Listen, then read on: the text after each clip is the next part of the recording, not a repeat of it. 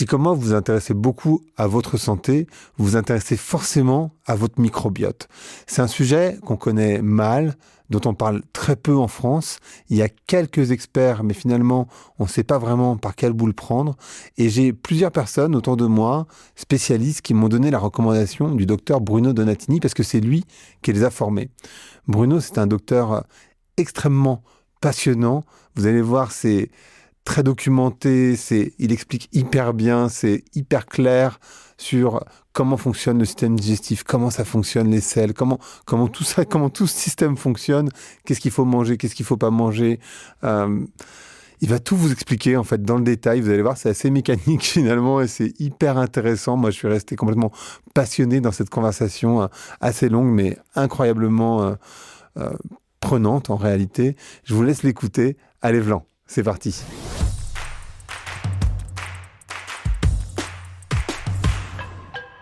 Donc bonjour à toutes, bonjour à tous. Bonjour Bruno. Bonjour. Comment allez-vous? Très bien, merci. On va parler du microbiote. À quel moment ça se crée un microbiote chez l'humain?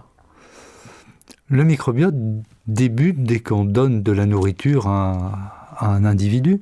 Donc ça va débuter très tôt, dès la naissance, et certains prétendent même que ça débute in utero, puisque le fœtus se nourrit, bien sûr, se nourrit via le placenta et le sang de sa mère, et dans le sang, il y a des bactéries qui circulent. Donc il y a des publications qui indiquent très clairement que certaines bactéries passent, et donc il est probable que le fœtus ne soit pas stérile, il n'y a pas un seul endroit qui ne soit pas colonisé par des bactéries. Donc ça, c'est un préambule. Donc le fœtus va être exposé à énormément de bactéries, et dès qu'il reçoit une nourriture, il va finalement accueillir ces bactéries qui ne pourront pas le détruire. Ensuite, après la naissance, il va y avoir, sur un bref délai pour l'accouchement par voie basse, quelques bactéries vaginales, mais très rapidement, ce seront des bactéries spécifiques du lait, jusqu'à ce qu'il y ait la diversification alimentaire. Cette diversification est recommandée vers 4-5 mois. Et là, on a une flore qui se met doucement en place, qui se diversifie sur les 3 types de microbiotes que l'on connaît pour être équilibrée à partir de la 4e année. Et entre 40 et 50 ans, on estime que le microbiote est relativement stable. Ensuite, ça se modifie négativement, ça s'altère parce qu'on absorbe moins les nutriments et finalement, les bactéries profitent de ce que nous mangeons plus que nous-mêmes. Donc on a une phase de diversification de 4 mois à 2 ans, 3 ans, puis ensuite c'est équilibré et ensuite ça s'altère. Est-ce que vous avez un avis, vous, même si l'idée c'est certainement pas de poser un jugement, mais sur l'allaitement en ce qui concerne le microbiote? L'allaitement, donc les publications sont assez claires, c'est bénéfique jusqu'à 4 à 6 mois et ensuite ça ne sert plus à rien. D'accord. L'allaitement n'a pas d'impact sur la fréquence des allergies et de l'asthme. L'asthme dépend des particules qui sont dans l'air. Donc si vous avez des parents fumeurs, si vous avez une zone polluée, vous ferez beaucoup plus d'asthme. Mais la richesse du biote ne dépend pas du lait, c'est même si vous augmentez la quantité de lait, vous aurez une baisse de la diversité, puisque la diversité va dépendre essentiellement des fibres et des légumes. Donc il est essentiel d'accroître le pool de légumes dès le 4e mois. Donc l'allaitement, c'est très bien les premiers mois, c'est inutile ensuite, voire pour ceux qui le poursuivent trop longtemps, vous aurez une flore qui sera pauvre. Et quand on discutait ensemble un petit peu, vous disiez, en fait, on a plusieurs microbiotes. Alors déjà, peut-être, parce que je ne suis pas certain que tout le monde sache ce que c'est que le microbiote, Oui. Peut-être expliquer ce que c'est que le microbiote. Quelques mots de définition. Et puis ensuite, voir combien on en a des microbiotes. Oui. Donc, un microbiote, c'est un ensemble de bactéries, mais aussi de virus de levure, voire de virus de bactéries qu'on appelle des phages et qui vont contrôler les bactéries et qui vont former une sorte de symbiote, un équilibre qui s'échange certains nutriments, qui éliminent des électrons, qui peuvent protéger des tissus ou les manger. Et donc normalement, un bon microbiote vous protège, c'est une symbiose, mais il y a des microbiotes délétères qui vont vous manger, qui vont être des parasites ou des destructeurs de tissus.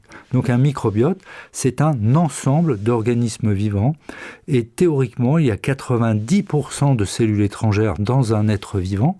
Donc l'être vivant forme avec ce microbiote ce qu'on appelle un holobionte, c'est-à-dire une symbiose entre ses propres cellules nobles et l'extérieur. Nous sommes tous, y compris les plantes, les animaux, des holobiontes.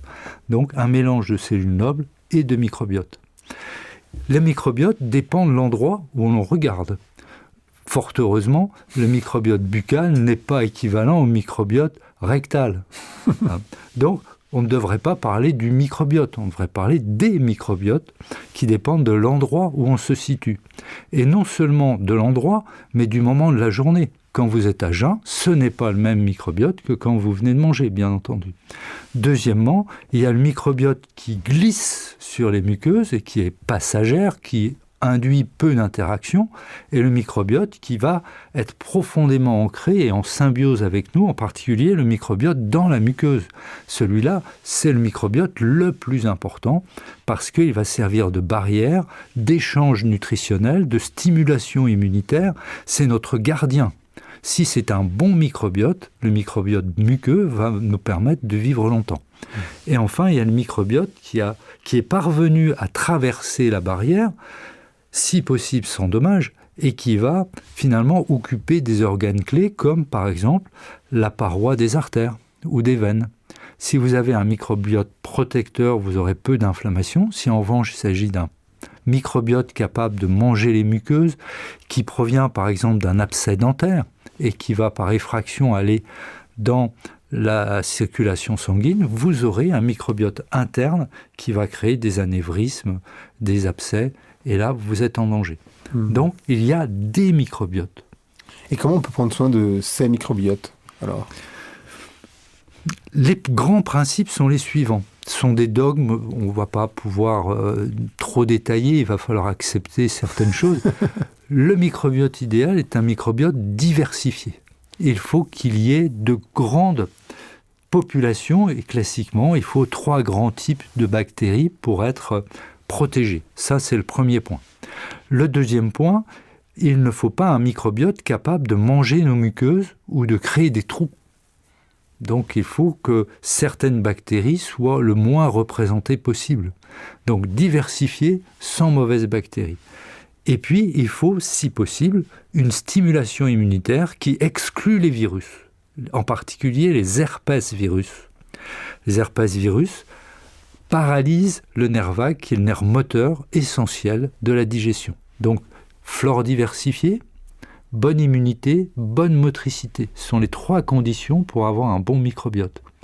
Quand on a ces fonctions, on a bien souvent une fonction hépatique et biliaire parfaite. Et la bile, ça dissout les graisses de la paroi et ça permet une autophagie. Quand la cellule contient peu de graisse, elle est obligée de puiser dans ses réserves. Et en puisant dans ses réserves, on a ce qu'on appelle une cétose, un nettoyage. Et la cellule endommagée va se manger partiellement. C'est une autophagie. Elle se mange elle-même et elle nettoie ses impuretés ou tout ce qui n'est pas fonctionnel. Ce nettoyage-là détruit les cellules tumorales, les cellules infectées, les infections bactériennes intracellulaires et enlève les graisses qui sont inflammatoires. Donc la cétose est bénéfique. Pour ça, il faut qu'il y ait des sels biliaires de qualité, donc une fonction hépatique de qualité. Cette fonction dépend du nerf vague, bien sûr, mais aussi de ce que l'on mange. Si vous consommez de l'alcool, si vous consommez beaucoup de graisse et de sucre, les sels biliaires fonctionneront moins. Si vous avez des bactéries qui mangent et détruisent les sels biliaires, pareil, vous aurez dès l'estomac beaucoup de gaz et pas assez de sels biliaires pour nettoyer les muqueuses. Vous aurez une vilaine flore et vous aurez surtout une accumulation de graisse dans les cellules qui perdront leur fonction. On aura une perméabilité, un risque infectieux et inflammatoire. Donc un biote, c'est aussi une fonction du foie, du pancréas. C'est pas que une muqueuse. La muqueuse doit être entretenue. par du mouvement et un nettoyage. Comment ça se fait? Enfin, peut-être, combien de personnes aujourd'hui ont des gènes gastro, en fait, on va dire en France? Est-ce que c'est un pourcentage, enfin, c'est quoi le pourcentage de personnes qui ont des problématiques gastro, je sais pas comment on dit, gastro-entérologue? Non, alors, gastro-entérologique. Voilà, merci. Si je prends dans ma consultation, on va avoir 85 à 90% des personnes qui viennent me consulter pour quelques symptômes, on va trouver une dysbiose, c'est-à-dire une flore déséquilibrée. C'est énorme. Et cette flore, elle est déséquilibrée le plus souvent à cause d'un excès de sucre et d'un défaut de fonction du nerf vague de vidange. Ensuite, on va avoir quelques personnes qui vont avoir des polypes ou des tumeurs et des personnes qui vont avoir des maladies inflammatoires de l'intestin et du côlon. Les hépatites sont de plus en plus rares, sauf les hépatites graisseuses. Donc, je dirais, si on prend la population, mais toujours pareil, quel type de population? Est-ce que ce sont des enfants, des adultes, ou est-ce que ce sont déjà des personnes qui ont 50, 60 ans et où on a une détérioration de la flore? Si vous avez plus de 50 ans, vous aurez toujours des troubles. Donc, il faut optimiser. Il n'y a rien à faire. Si vous avez une excellente flore, une excellente immunité, que vous faites du sport, une bonne diététique, il est probable que vous ayez peu de troubles jusqu'à 50 ans. C'est parfait. Mais c'est une minorité de personnes. On est sur des cas comme Djokovic qui a une hygiène drastique et qui étonne tout le monde. C'est un jeune homme. Et parfois, vous avez à l'inverse des enfants qui ont une mauvaise génétique, ont eu des désastres buccaux avec des caries ou des herpès et finalement des déficits immunitaires très précoces. Et à 14 ans, il y a déjà d'énormes dégâts. On peut le voir sur une langue découpée avec des réactions cutanées, avec du psoriasis dès l'adolescence ou des acnés extrêmement importantes. Donc, plus vous avez des signes cliniques globaux, plus vous aurez une dysbiose. L'acné, c'est une dysbiose digestive. C'est ce qu'on appelle un syndrome métabolique cutané d'origine digestive. Donc, si vous me disiez combien d'adolescents ont de l'acné, je dirais beaucoup. Et combien d'adolescents consomment trop de sucre et sont en surpoids, je vous dirais encore plus. Donc, si on voulait faire une approximation, et là on retombe sur des chiffres de ma clientèle, on a un tiers de personnes qui ont une flore pauvre avec des graisses, un tiers de personnes avec une flore agressive, buccale, cutanée, avec un risque tumoral ou d'inflammation chronique, et un tiers de personnes qui font du sport, qui ont une bonne hygiène de vie, et ça c'est un équilibre aux alentours de 30-40 ans. Donc, j'ai envie de dire, ce sujet concerne tout le monde. Et dans une famille, avec, on va dire, 2 enfants, vous êtes sûr qu'il va y avoir un problème de microbiote à résoudre. Peut-être qu'on peut revenir aussi à, je me disais en vous écoutant, quand je mange quelque chose, donc je fais un choix, que ce soit un fruit, un légume, une viande, un bonbon, ou une barre chocolatée, ou je sais pas quoi, je fais un choix. Ça peut être aussi de l'alcool, ou de l'eau, ou un thé, ou peu importe. Qu'est-ce qui se passe? Donc ça descend dans mon tube, ça va dans ma bouche d'abord, et ça a des impacts, j'imagine. Ensuite, ça va dans mon tube digestif. Comment ça fonctionne? Quelques mots de physiologie. Donc, première étape, la bouche, bien entendu, avec la sécrétion salivaire, qui est importante, 2 millilitres par minute, ce qui est énorme, beaucoup d'enzymes, découpage des sucres, et surtout de l'amylose, donc des sucres de céréales. On va avoir aussi un mécanisme de déglutition ici, très important, donc mastication, déglutition, coordonné par le nerf vague en grande partie. Et on va avoir, bien sûr, l'hygiène dentaire qui est primordiale. Si vous avez des débris alimentaires entre les dents, vous aurez une mauvaise flore qui va apparaître, un risque de carie, mais aussi un risque de gingivite, puis plus tard une baisse d'immunité. La deuxième flore en diversité du corps, c'est la flore buccale. Donc c'est fondamental. En diversité absolue, c'est même elle qui est au premier plan, puisque les bactériophages, les petits virus de bactéries qui vont déterminer toute la suite de la diversité, sont dans la bouche et pratiquement exclusivement dans la bouche. Ce sont eux qui protègent nos tissus nobles et qui empêchent les les bactéries du tube digestif qui peuvent passer, qui les empêchent de s'implanter. C'est le nettoyeur de nos tissus propres. Donc si vous avez une diversité de phages, vous aurez une protection de vos tissus nobles. Ça, c'est la bouche. Ça suppose de se laver les dents régulièrement Donc premièrement, il faut éliminer les flores dites anaérobies, les flores qui sont entre les dents et entre la dent et la gencive, qui sont destructrices des tissus.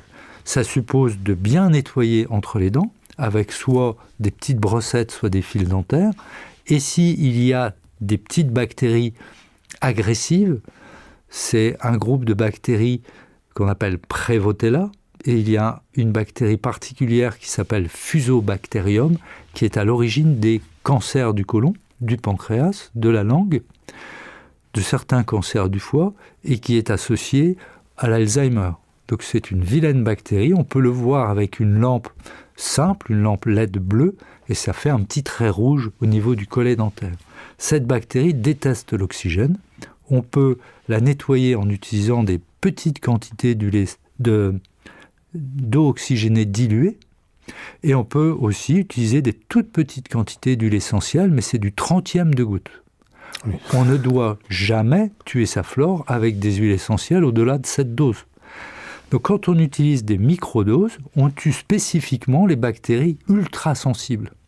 Et on va tuer spécifiquement ces bactéries-là et enrichir notre flore avec une diversité bénéfique. Donc on peut nettoyer la bouche et supprimer les bactéries néfastes du groupe Prevotella qui induisent les maladies parodontales et qui induisent des maladies comme les tumeurs ou les neurodégénérescences. Et si je prends par exemple un bain de bouche qui est vendu en supermarché ou chez la pharmacie, ça fonctionne ou ça justement ça nettoie tellement qu'il n'y a plus de... Les bains de bouche classiques sont à la chlorhexidine, qui sont une substance bactéricide, et c'est trop puissant. On risque de tuer toutes les bactéries et de ne pas tuer spécifiquement et suffisamment les bactéries anaérobies. On préfère vraiment les nettoyages à l'eau oxygénée diluée et les microdoses d'huile essentielle parce que, en plus, si vous nettoyez en bain de bouche, vous aurez un effet buccal, mais pas digestif. Alors que si vous utilisez des microdoses d'huile essentielle sur des petites fibres, vous aurez un effet sous-jacent sur l'estomac et le début du grêle. D'accord. Il faut bien vous dire que la bouche ensemence, bien sûr, l'estomac et le duodénum. Donc, première étape, une bouche propre et un réflexe de déglutition de qualité, qui dépend du nerf vague. L'œsophage, il y a peu de choses à dire, c'est vraiment un tuyau de transit, et on arrive dans l'estomac qui va désinfecter théoriquement la flore grâce à son acidité. Et il y a très peu de flore dans un estomac. L'estomac, c'est le moteur, c'est là où il y a un pacemaker, des contractions automatiques, et il va se vidanger dans l'intestin grêle. C'est toute la complexité. Quelquefois, ce pacemaker ne marche pas bien, où il y a des spasmes et ça empêche la vidange. Si vous avez un défaut de vidange, tous les aliments vont stagner dans l'estomac, ça va hyper fermenter et tous les sucres, y compris les féculents, vont être transformés en graisse. Et là, vous aurez un foie gras, un pancréas gras, et puis vous aurez une accumulation de graisse sur toute la muqueuse de l'intestin. Surtout que quand un sel biliaire stagne, il est décomposé par les bactéries buccales, par certaines bactéries buccales, et là, le sel biliaire devient inefficace. Vous avez une accumulation de graisse dans la muqueuse, ça se voit même à l'échographie, vous avez un spasme, et vous n'avez plus d'autophagie. Vous allez vers le syndrome métabolique et le risque tumoral associé au syndrome métabolique. Donc il faut que l'estomac se vide, il ne faut pas qu'il y ait de bactéries dans l'estomac. D'où une petite parenthèse, si vous prenez des probiotiques dans un estomac qui ne se vide pas, vous exacerbez le problème. Il ne doit pas y avoir de bactéries dans un estomac. D'accord ? Et comment on peut savoir si ça fonctionne bien ? C'est un ressenti assez net. le patient va vous dire, premièrement, je suis rassasié très vite. Deuxièmement, il va vous dire, ça ballonne, ça fait mal ici, et puis j'ai beaucoup de rots. Donc ça, il le ressent. Deuxième signe, et c'est indirect, il va vous dire, j'ai tendance à prendre du poids, surtout quand je prends du sucre. Et il va vous dire, je suis fatigué, des coups de barre après le repas, post-prandiaux. Tout ça sont des signes d'un estomac qui se vide très mal. Le reflux, bien sûr, il va se coucher après le dîner, ça remonte. C'est un estomac qui ne se vide pas bien. Donc, ce sont des signes très évocateurs. Et ça, pour le régler? Alors, on est dans quelque chose de compliqué. Je pense qu'on y reviendra, mais en 2 mots. On a très probablement un excès de prise de sucre. Donc, la diététique est primordiale. Il peut y avoir aussi des facteurs qui bloquent le nerf vague. L'alcool est un toxique. Les insecticides sont des toxiques. L'environnement, les plastiques qui peuvent avoir un effet de perturbateur endocrinien peuvent jouer aussi. Mais on a également des médicaments comme les antidépresseurs, les antihistaminiques contre les allergies. Et enfin, on a tout le volet viral. Le Covid bloque la vidange d'un estomac parfois des mois. Et plus il y a un Covid long, plus vous aurez un estomac qui se vide mal. Vous serez devant des gens épuisés par défaut d'absorption des sucres. Et puis vous avez les herpès qui sont, comme le Covid, de très grands neurotoxiques. Donc là, on a des causes à éliminer pour favoriser la vidange.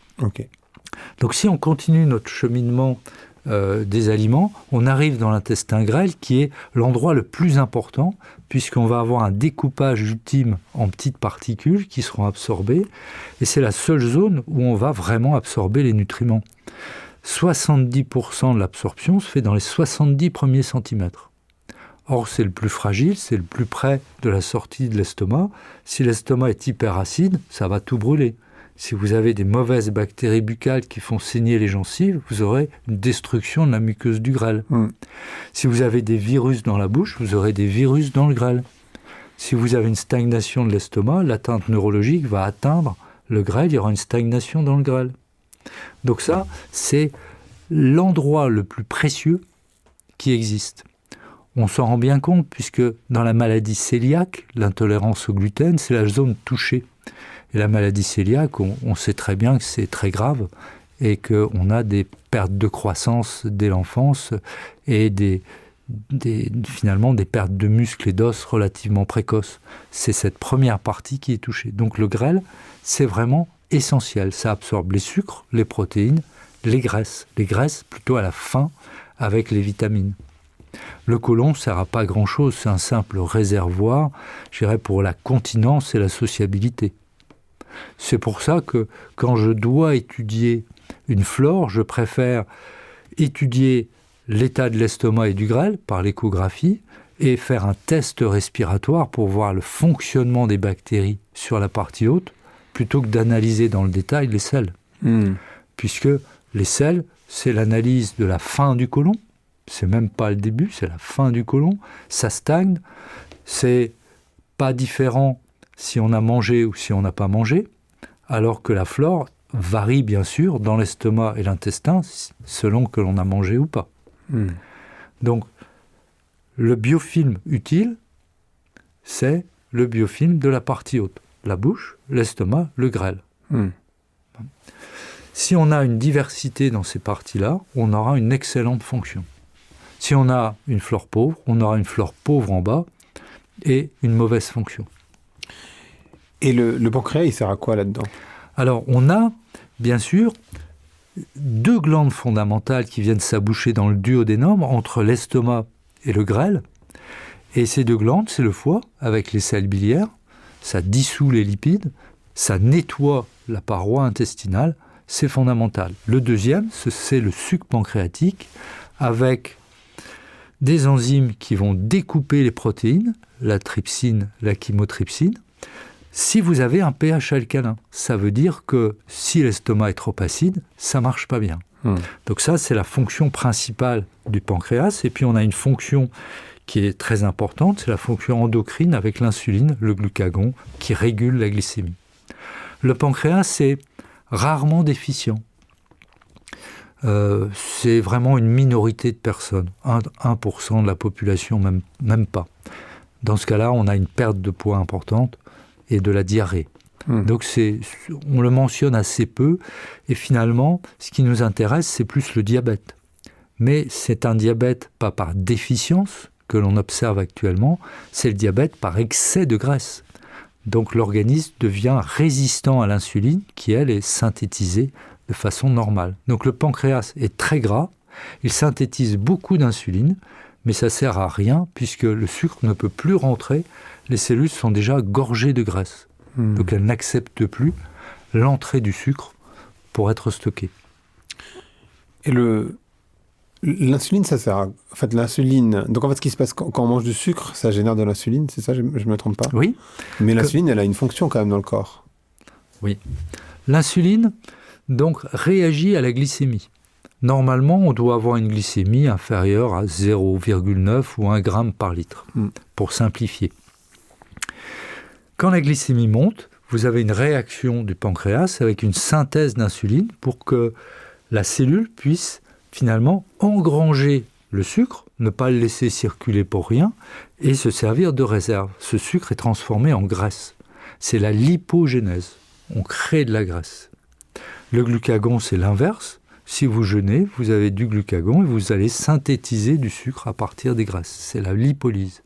Donc l'insuline, normalement, régule assez facilement ce sucre, mais quand les cellules d'accumulation sont pleines de graisse, vous ne pouvez plus forcer le sucre à rentrer. Tout est déjà plein, les stocks sont faits.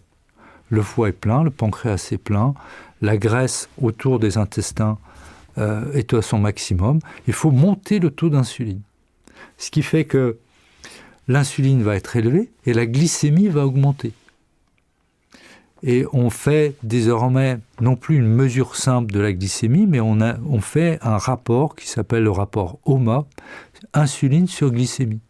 Donc si votre glycémie est très élevée et que votre insuline élevée, glycémie normale, vous aurez un OMA très élevé. Ça veut dire que vous êtes déjà dans la résistance à l'insuline et vous êtes en prédiabète. Là, il faut absolument baisser la graisse. Donc c'est pas le sucre, c'est le gras qu'il faut baisser. En général, on baisse le gras. Et on a, par exemple, un médicament qui s'appelle la metformine, qui est le médicament le plus prescrit dans le diabète de type 2, en première étape, qui va baisser la graisse viscérale, sans bouger l'insuline. Elle n'a aucun effet sur l'insuline, donc pas de risque d'hypoglycémie. On va avoir une augmentation de l'élimination de cette graisse viscérale, une augmentation de l'autophagie, une augmentation modérée, mais quand même mesurable des sels biliaires. Et qu'est-ce que vous pensez de ces gens qui prennent ce médicament alors qu'ils ne sont pas en diabète? Alors, vous avez en effet une tendance, surtout dans la médecine anti-âge, à prescrire, dès que vous avez un OMA un peu élevé, donc un prédiabète, à prescrire la metformine à faible dose. Il a été montré que on est hors AMM, on est d'accord, hein. C'est-à-dire que ça n'est pas dans la recommandation classique. Normalement, il faut attendre 1,05 g par litre pour parler de prédiabète. Mais dans la médecine dite anti-âge préventive, on va, dès que le OMA est supérieur à 2,2, tenter d'enrayer ça. Je pense que la première étape, c'est la diététique, avant toute chose.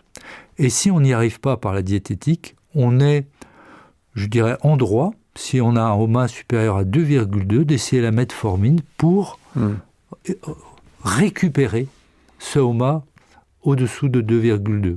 On n'est pas loin de l'indication, hein. Le problème, c'est que on n'est pas très préventif chez nous, alors qu'on devrait l'être.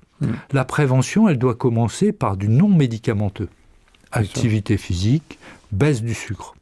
Si ça échoue, pourquoi ne pas donner une chance à la personne avec des médicaments éprouvés? C'est un vieux médicament, peu d'effets secondaires à faible dose, très bien toléré et qui fonctionne très bien. Donc je ne serais pas opposé à une prescription hors AMM, hein. Donc c'est un médicament peu coûteux, ce ne sera pas remboursé, sans risque, avec une surveillance médicale, ça me semble tout à fait cohérent. C'est quoi le lien entre le système immunitaire, qui est un sujet dont on parle tous et toutes, c'est vraiment un mot qui rentre dans le vocabulaire courant, et le microbiote, qui est pour le coup, lui, beaucoup moins courant? L'immunité, c'est tout un monde. Donc, on va essayer d'expliquer un peu ce que c'est, mais ça va aller très vite. Et encore une fois, il faut accepter certains dogmes. Si on reste schématique, c'est extrêmement simple. Donc, vous avez une immunité dite innée que tout le monde a dès la naissance. C'est une réaction avec des grosses cellules très inflammatoires qui libèrent de l'histamine ou qui vont créer des réactions énormes cutanées. Donc on va parler des éosinophiles, des mastocytes, des macrophages. C'est une réaction violente qui correspond à une réaction que l'on peut avoir quand vous avez une plaie, une brûlure, une piqûre d'insecte. Ça peut devenir énorme chez certains, plus modéré chez d'autres. Donc ça, tout le monde a cette immunité innée qui doit être normalement contrôlée pour éviter les gros dégâts. Parce que si à chaque fois que vous faites une piqûre, vous avez une inflammation qui vous détruit la moitié du bras, c'est pas, vous y gagnez pas, parce que après ça va être dans le nez, dans la bouche. Donc il faut une réaction innée contrôlée. Deuxième type de réaction, c'est la réaction acquise avec des anticorps, et ça dépend des lymphocytes helper. Ces globules blancs qui sont touchés dans le sida et qui baissent l'immunité. Si vous avez des lymphocytes helper corrects, vous aurez des taux d'anticorps corrects. On vous vaccine, ou vous êtes exposé à une maladie, vous faites des anticorps, vous êtes protégé. Immunisation. Plus vous avez une immunisation correcte, mieux ça vaut.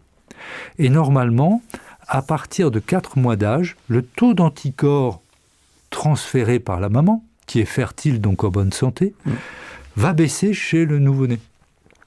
Et donc, à partir de 4 mois, c'est l'explosion des infections virales. Les infections virales de l'enfance, la rubéole, la rougeole, enfin tout ce qui peut passer, la varicelle, la bronchiolite, le syndrome pied-main-bouche, bref, entre 4 mois et 2 ans, c'est toute la ribambelle des infections. On dit, il faut bien qu'il s'immunise, le pauvre petit, mais en fait, ça peut tout à fait le détruire, parce que vous avez des enfants qui ont une mauvaise immunité acquise, à cause d'un interféron qui est bas. Et plus vous ferez des infections comme la bronchiolite tôt, plus vous aurez un interféron bas, puisqu'il y a des virus qui baissent l'interféron. Le virus respiratoire syncytial, le cytomégalovirus, si vous l'attrapez tôt, c'est définitif, catastrophique, marqué au fer, dès le début de votre vie, vous avez perdu vos chances. Donc l'objectif, c'est de préserver les enfants de cette catastrophe. Pour les préserver, vous avez des stimulations, vitamine D, certains champignons, mais surtout une qualité de flore. Et la flore qui protège énormément, c'est une flore qui produit du monoxyde d'azote. C'est une flore qui transforme les nitrites en monoxyde d'azote, et c'est une flore buccale. Donc si vous avez une bonne flore buccale, et c'est collé sur les dents, et souvent l'émergence des dents vient avec la diversification alimentaire, et ça vous protège des infections virales qui vont apparaître. Rien n'est lié au hasard. Si les dents sortent là, c'est que ça a peut-être son utilité, pas que pour mastiquer, mais pour avoir une bonne flore. Tout est coordonné. Il n'y a pas de hasard dans la nature. Donc, on doit introduire la diversification quand les dents sortent, et on va bénéficier d'une flore avec du monoxyde d'azote capable de tuer la plupart des virus, y compris le Covid d'ailleurs. Donc, flore riche, motricité digestive correcte, épaisseur de muqueuse correcte, beaucoup de fibres, qualité de l'immunité, pas de virus. Donc la qualité de l'immunité, c'est pas de virus, et ça dépend de la diversité du microbiote, dans la partie haute et dans la partie buccale en particulier. Alors, comment on fait? Alors, j'ai plusieurs questions très, j'allais dire opérationnelles, mais pratiques. La première, c'est comment on fait pour avoir un microbiote diversifié? C'est-à-dire qu'il faut manger plein de choses différentes, plein de légumes. Comment ça faut? Parce qu'on a tendance, moi j'ai plutôt, je sais pas si on a tendance, mais moi j'ai tendance à manger beaucoup de légumes, mais néanmoins toujours les mêmes. Donc ça, c'est la première question. Est-ce que c'est important que ces légumes soient bio, pas bio? l'importance des produits transformés, ou l'impact plutôt, parce que l'importance, je suis pas sûr, mais l'impact des produits fermo-lacmentés aussi. Qu'est-ce qui est bien de manger, pas bien de manger pour faire ça? C'est une énorme question. Oui.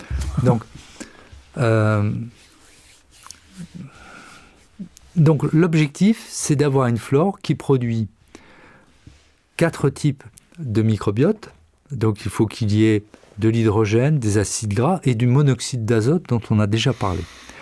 Pour ça, il faut un apport, bien sûr, nutritionnel correct. Et il ne faut pas qu'il y ait une surabondance d'une flore néfaste qui détruise les muqueuses.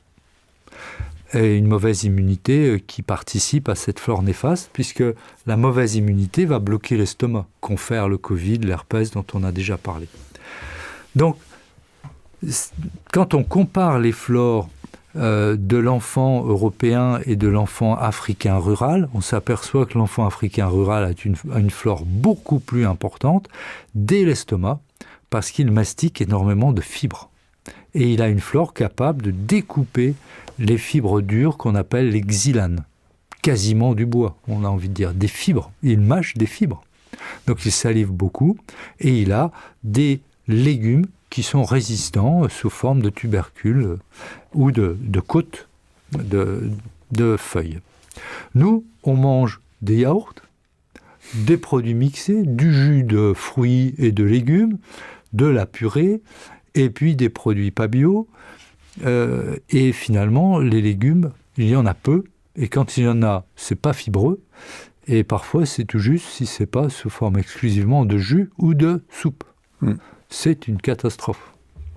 Donc ça, vous avez la première conclusion qui est de dire, a priori, c'est sous forme de fibres, donc ce sera du légume. Et deuxièmement, ce sera du légume plutôt fibreux, que l'on aura mastiqué et pas sous forme de jus. Ça, c'est le point fondamental. Et toutes les études sont claires, de Nutri-Santé. Il faut des fruits et légumes. Moi, je raccourcis en disant, il faut des légumes parce que les fruits, il y a trop de sucre. On ne prend jamais de jus de fruits, pas de confiture, et on évite les sucres ajoutés, même le miel. Donc, on va grossir la part des légumes. Premier grand point, des légumes fibreux. Il faudra blanchir le légume parce qu'on y reviendra, il y a beaucoup de composés nocifs, souvent dans la culture des légumes. Et puis souvent, il y a des sucres indigestes. On va y revenir. Deuxième volet sur le légume, il faut qu'il soit bio, bien entendu. Parce que si vous avez beaucoup de pesticides et autres produits toxiques, y compris dans l'eau qui sert à arroser, vous aurez un concentré dans les légumes qui sont souvent des phytorémédiateurs, c'est-à-dire des concentreurs de toxiques. On a une augmentation de la teneur en métaux lourds. Donc il faut blanchir le légume. Parce que blanchir le légume, ça enlève le... On va enlever une partie des minéraux et des vitamines, à peu près 20%, mais on va diminuer la teneur en métaux lourds, cadmium, nickel, cobalt. On va diminuer les pesticides, on va diminuer les sucres qui vont être dissous, on va beaucoup moins ballonner. On va enlever tout ce qui est en surface et qui peut être contaminant, les œufs d'insectes, les œufs de parasites, les bactéries du fumier qui sont des vilaines bactéries, et on va enlever les éventuelles petites moisissures qui ont commencé à entamer une carotte, une betterave, et qui sont riches en mycotoxines extrêmement toxiques pour la santé. Plus on a un légume poussé sur un sol bio, plus il y a de mycotoxines dedans. Donc il faut éliminer ça par un blanchiment qui est un nettoyage dans l'eau un peu frémissante. Et si on cuit à la vapeur ? Vous aurez moins de nettoyage, vous aurez plus de toxiques. Ah, vous aurez moins de nettoyage quand même. Plus vous mangez des légumes fibreux, plus vous les blanchissez. D'accord. Donc même les légumes qu'on cuit à la vapeur, il faut les blanchir. C'est beaucoup mieux de blanchir. D'accord. Donc on les passe dans l'eau chaude. On les passe dans l'eau chaude. C'est comme le faisaient nos grands-parents. 2 ou 3 minutes, quoi. 2-3 minutes. Ça a l'avantage aussi de dépasser 70 degrés. Donc vous tuerez les mycobactéries qui sont d'horribles bactéries résistantes aux antibiotiques qui favorisent la prise de poids ou la maladie de Crohn. Donc 70 degrés, c'est la base, c'est la pasteurisation. Ça fait 150 ans qu'on en parle. Il faudrait peut-être l'appliquer à un moment ou à un autre. 70 degrés, s'il vous plaît. Ok, très bien. Pour revenir à un détail sur les légumes, Un légume bio, par définition, ou si vous avez une certification bio, c'est un légume qui a les pieds dans le sol. C'est pas de l'hydroponique. Hein. Oui, bien sûr. Hein, c'est pas, voilà, j'avais un pot et j'ai mis une plante dans mon pot. Non, c'est de la terre avec des bactéries. C'est pareil partout en Europe ? Normalement, les certifications éco devraient être comme ça. En pratique, si on en parle avec les autorités européennes, le certificat français est un peu plus dur et regardant et vient vérifier que chaque année, vient vérifier que vous avez planté vos légumes dans le sol. Hein. Sinon, vous n'avez pas le label bio. Si vous êtes en cagette, en pot ou pire hydroponique, ça c'est sûr qu'en France, vous dégagez. Les tomates cerises qu'on mange, ou les fraises d'ailleurs, beaucoup qu'on mange... elles sont très probablement pas bio. C'est ça. C'est poussé en pot. C'est ça. En pot ou alors en hydroponique. Oui. Il y a pas mal de tomates cerises qui poussent sous les ponts. Alors, vous faites bien de parler de ça. Une tomate n'est pas un légume. C'est vrai, c'est un fruit. C'est un fruit. Une fraise, c'est une akène, c'est un fruit. Donc, le légume, ça a les pieds et les racines dans le sol, et ce n'est ni une graine, c'est pas des haricots en grains, ni un fruit, c'est pas une tomate, ni une aubergine, ni une courgette, c'est une feuille, jusqu'à preuve du contraire, ou une racine. Une aubergine, c'est un fruit ? C'est un fruit, comme une tomate. Ah. Une aubergine, un fruit, aussi, un alors. Poivron aussi, une courgette, un fruit, une citrouille aussi. Ah, je mange beaucoup de fruits, moi. Je mange beaucoup. Et voilà, les gens mangent beaucoup de fruits, il n'y a pas de biote dans un fruit. D'accord. Et quand on leur dit, mais les épinards, les haricots verts, la mâche, la roquette, là, vous avez très peu. Très peu. Moi, je mange beaucoup d'aubergines et de courgettes. C'est ça. Tout ça, c'est du fruit. Donc, si en plus, vous désinfectez un petit peu trop votre environnement, alors l'environnement, ça peut être de l'eau de javel partout, ou aller à la piscine, là vous désinfectez tout, des bains de bouche à la chlorhexidine, des huiles essentielles pour parfumer, une désinfection avec de la propolis ou un petit peu d'argent colloïdal, vous vous retrouvez avec une flore désespérément pauvre. Alors que c'est la routine. Et vous vous dites, je vais améliorer mon environnement, ça va sentir bon, ça va être propre. À force d'être très propre, c'est malsain. Il y a une étude suédoise sur 1000 personnes qui a comparé la survenue d'allergies chez les enfants, et les parents qui avaient un potager bio et qui lavaient leur plat à la main avaient très peu d'enfants allergiques par opposition aux autres. Parce qu'ils apportaient du biote de leur terre dans la terre intérieure. J'appelle le biote intérieur la terre intérieure. Et donc les enfants avaient une bonne immunité, pas d'allergie. Ça, c'est très très simple.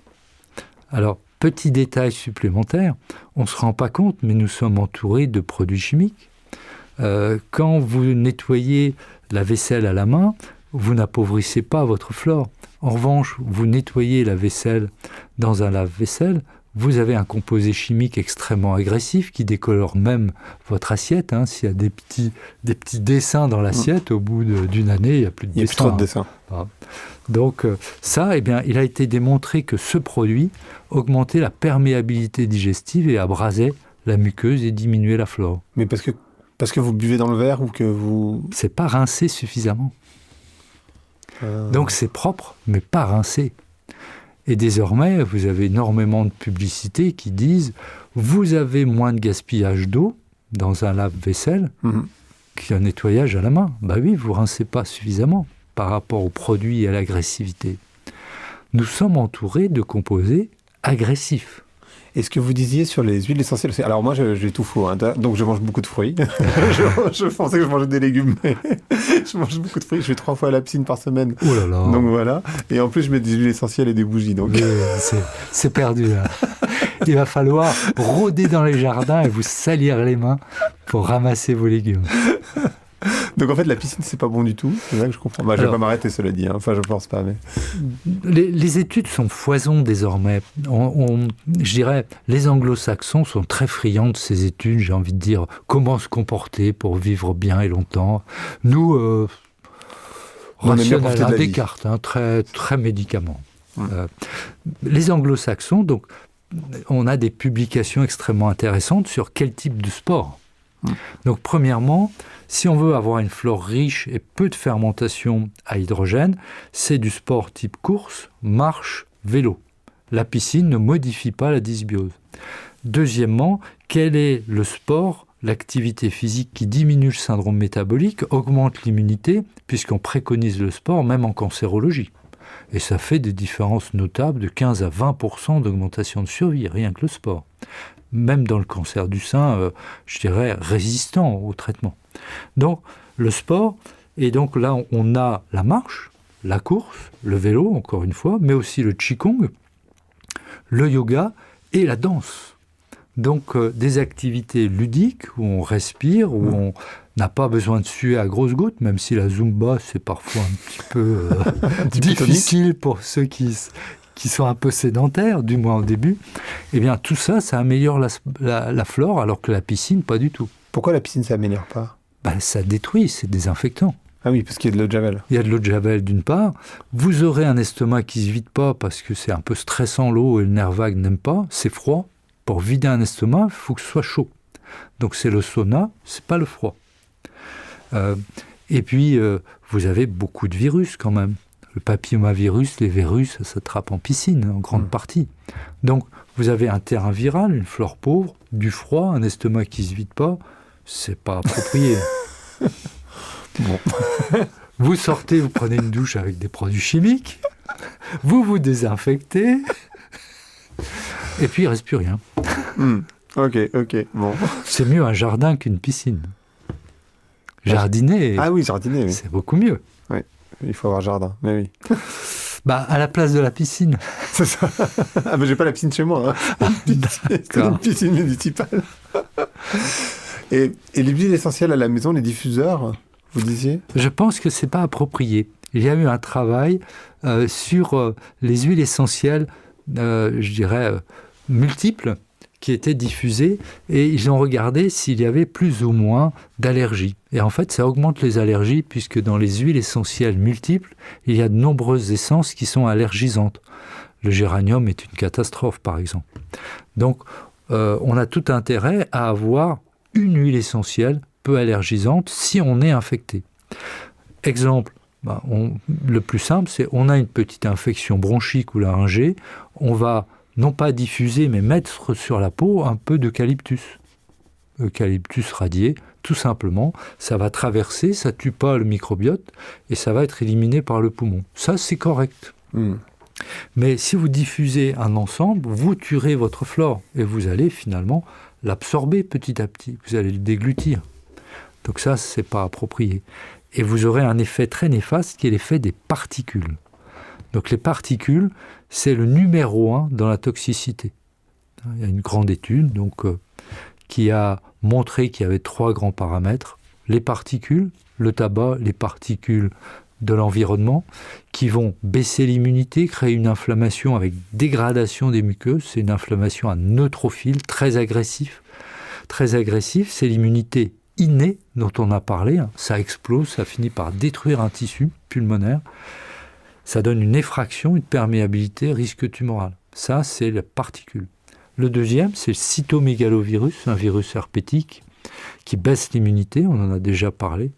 Et le troisième, c'est la graisse dans la cellule.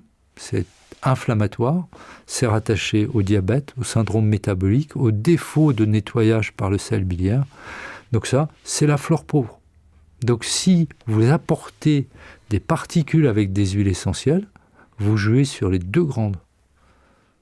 C'est-à-dire excès d'inflammation des muqueuses, neutrophilie, pauvreté de la flore, de la graisse, vous ne pouvez plus vous défendre. Et il y a de fortes chances pour que vous fassiez le lit des herpès virus et que ça finisse avec une baisse immunitaire, avec cytomégalovirus. Et alors, juste, parce que je vous ai un peu coupé, mais pour revenir sur ce qu'on doit manger, donc vous disiez des légumes, pas des fruits, moins de fruits, donc, mais il y a beaucoup de sucre dans l'aubergine, alors Il y a un peu de sucre dans l'aubergine, on peut soit la blanchir, soit en manger modérément, mais vous n'êtes pas contraint de supprimer tout ce qui est bon dans une assiette. Oui, non, c'est ça. En général, si vous voulez, la première étape, c'est toujours un diagnostic. Quelle est la personne ? Quelle est la dysbiose ? Quel est son point faible ? Donc, première étape, y a-t-il un déficit immunitaire ? Y a-t-il eu des gros Covid ? Est-ce qu'il y a des gencives qui saignent ? Est-ce qu'il y a eu un zona ? Est-ce qu'il y a eu des grippes ? Est-ce qu'il y a des boutons de fièvre ? Est-ce que la langue est découpée ? Est-ce qu'il y a des antécédents particuliers suggérant une baisse immunitaire ? Il faut régler ça immédiatement parce que là, on est en train de découper les muqueuses, d'abîmer le nerf. Donc ça, on en reparlera. Il y a un premier protocole. Le deuxième protocole, eh bien, c'est la flore est-elle riche ou pauvre ?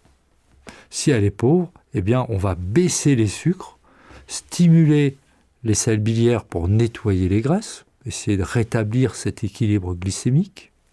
Et là, vous allez proposer un régime pauvre en sucre, pauvre en produits fermenteurs. C'est un régime que l'on appelle pauvre en FODMAP. Voilà. Fermentés cibles, oligo, mono et disaccharides et polyols. Donc là, il y a une liste. On propose, on indique, vous baissez un peu les fruits, vous augmentez les légumes, comme c'est un peu indigeste, on les blanchit, vous maintenez les protéines, vous augmentez les oméga 3 alimentaires, pas en gélules s'il vous plaît, parce que ça donne des arythmies. C'est quoi une arythmie ? C'est un trouble du rythme cardiaque avec un risque d'accident vasculaire. Donc on ne donne pas des grosses doses. C'est ce qu'on appelle l'effet matrice. Si vous donnez une grosse dose d'un produit brut, vous avez un pic et des risques d'effets secondaires. En revanche, vous avez des fibres, vous avez une sorte d'aplatissement de la courbe où ça s'absorbe lentement et ça reste au niveau de la muqueuse. C'est l'effet barrière. Donc la matrice, c'est l'aliment. La carotte, c'est mieux qu'un jus de carotte. La pomme, c'est mieux qu'un jus de pomme. Les amandes, c'est mieux que des pâtes d'amandes.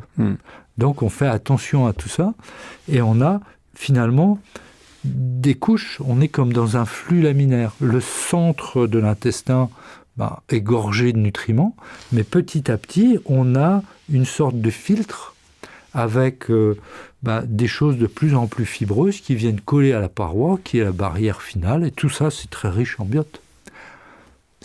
Vous transformez en quelque sorte l'intérieur du tube digestif qui est l'extérieur, qui est l'aliment, donc le centre, c'est très proche de l'aliment, et la périphérie, qui est vous-même, se transforme petit à petit en une zone dénuée de flore agressive.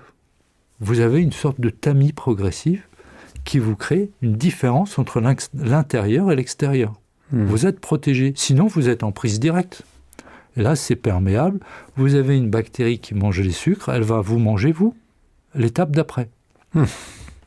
Une fois qu'elle a fini de manger, elle est bien obligée de continuer la suite. Et la suite, c'est vous, malheureusement. Donc, on retrouve de l'hydrogène à jeun, ça veut dire que vous êtes découpé par votre flore.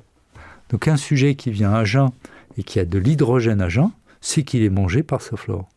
Donc, premier grand diagnostic de dysbiose.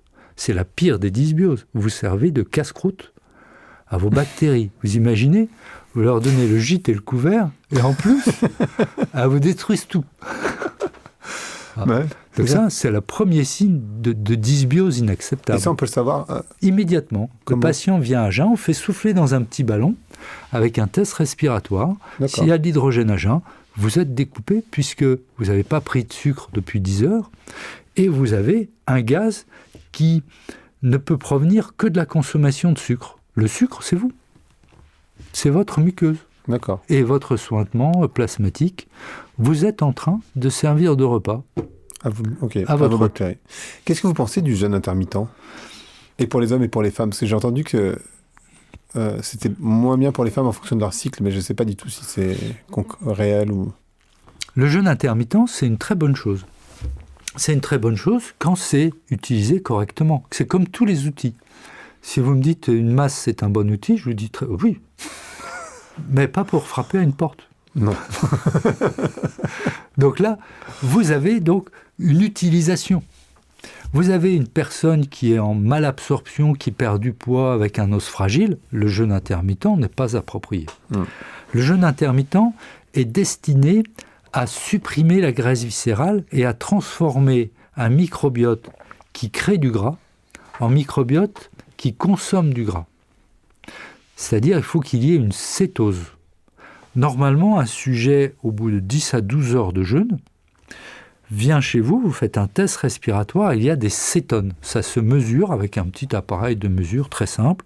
Et vous dites, très bien, vous êtes réellement en jeûne, il n'y a pas d'hydrogène, vous avez des cétones, et l'hydrogène sulfureux, c'est-à-dire l'épaisseur de votre muqueuse, est correcte. Parfait. En plus, si vous avez 3 petits pics qui disent flore diversifiée, vous avez tous les paramètres. 3 pics, cétones, hydrogène sulfureux, vous êtes sûr qu'il n'y a jamais de perméabilité. Pas d'inflammation, vous avez gagné. Donc soit vous l'avez remise sur pied et c'est bon, soit elle est déjà avec une bonne flore, vous dites c'est pas le problème. Donc ça, c'est le point numéro 1. Vous avez une personne qui ne fait pas de cétone. Vous allez lui dire, ce que vous mangez, c'est pas approprié et vous mangez trop, puisque vous faites du gras même 10 heures plus tard. Votre intestin est bloqué. On va débloquer ça par un jeûne. Et a priori, au bout de 14 ou 16 heures, vous ferez des cétones. Donc on va mettre en place un jeûne intermittent. Vous avez l'indication qui est un syndrome métabolique, vous avez l'outil et vous avez le moyen de mesure pour concrétiser que ça marche. Quand ça a marché, elle perd du poids, la graisse dans le foie diminue, dans le pancréas diminue, la glycémie diminue, l'insuline diminue, et puis vous avez une meilleure vidange. En général, il y a plus d'énergie, moins de fatigue. Et vous ne risquez pas d'affaiblir la personne puisqu'il y a de la graisse à manger et de l'énergie à revendre. Donc elle est capable de créer de l'énergie qui est la cétone pour nourrir son cerveau. Et on supprime un effet qui est un effet protumoral qui est l'effet Warburg. Bon, c'est un petit peu technique mais très connu. La cellule tumorale se nourrit de sucre et de glutamine. Si vous supprimez le sucre, vous bloquez les cellules tumorales. Il y a un petit rat qui est un rat taupe qui vit 10 fois plus que le rat normal parce qu'il n'y a pas de production de... Il y a des productions de cétone et pas de production de composés organiques lourds dans la consommation des sucres. Donc il n'y a pas d'arrivée de glucose dans les cellules tumorales. Donc simplement par cet effet, on a une augmentation de l'espérance de vie colossale. Et on utilise d'ailleurs des bloqueurs de l'effet Warburg en cancérologie désormais qui marchent très très bien. Et on pense que la metformine bloque aussi cet effet Warburg. Parce que ça bloque le passage du glucose vers cette voie, qui est une voie assez catastrophique. Pour illustrer, la voie normale qu'on enseigne en médecine, la voie biochimique, c'est un glucose donne 36 ATP, 36 molécules énergétiques par la mitochondrie. L'effet Warburg, c'est 2 ATP et des déchets. Et ces déchets, malheureusement, sont des fragments à plusieurs carbones qui sont utilisés par la cellule tumorale pour créer de nouvelles cellules. Parce qu'à partir d'ATP, une cellule ne peut pas reconstruire du tissu. En revanche, à partir de fragments, comme l'acétate, le propionate, la cellule crée des cellules tumorales. Donc plus vous êtes brouillon dans votre production d'énergie, plus vous faites de tumeurs. Donc l'objectif, c'est la cétone. Vous produisez de l'énergie avec beaucoup d'ATP et vous ne stimulez pas les cellules tumorales. D'où l'intérêt du jeûne intermittent. Et c'est valable pour les hommes, pour les femmes, ça n'a rien à voir avec le cycle ? Normalement, vous avez un petit effet du cycle. Donc en effet, une femme peut avoir une moindre efficacité pendant la fin du cycle.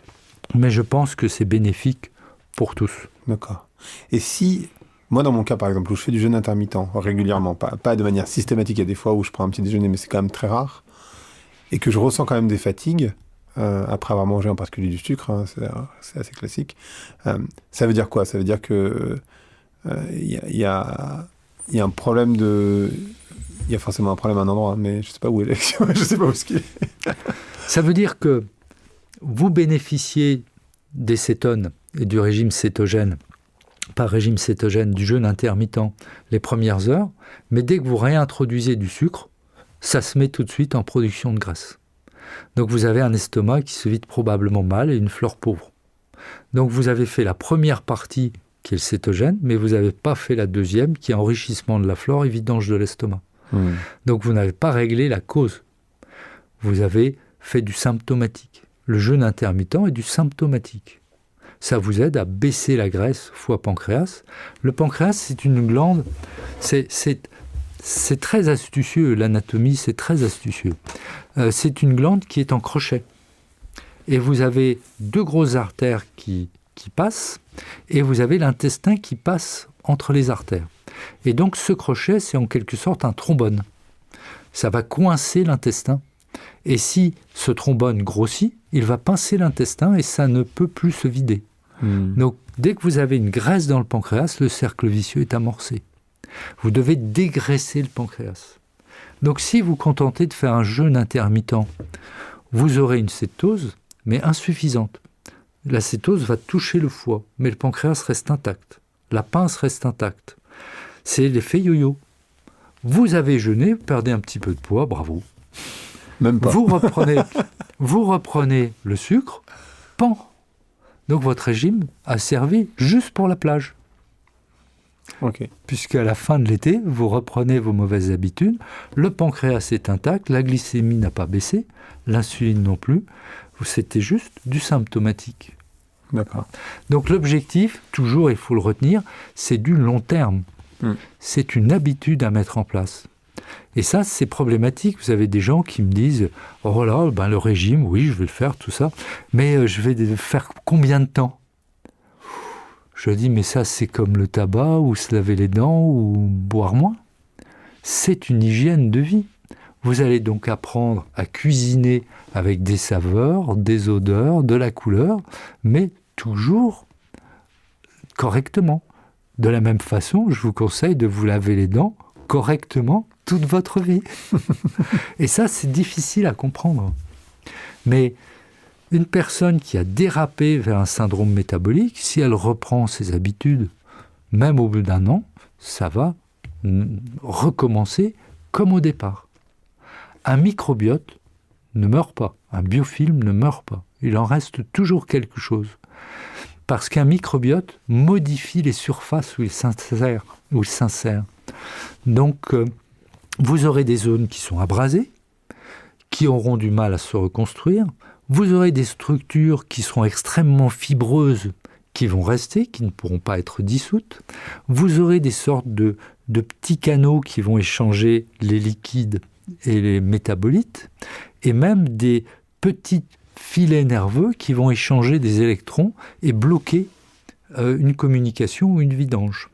Et vous aurez dans les structures fibreuses des spores qui vont se réveiller dès que vous donnerez à nouveau soit de l'alcool, soit du sucre, et qui vont reformer finalement les acides gras.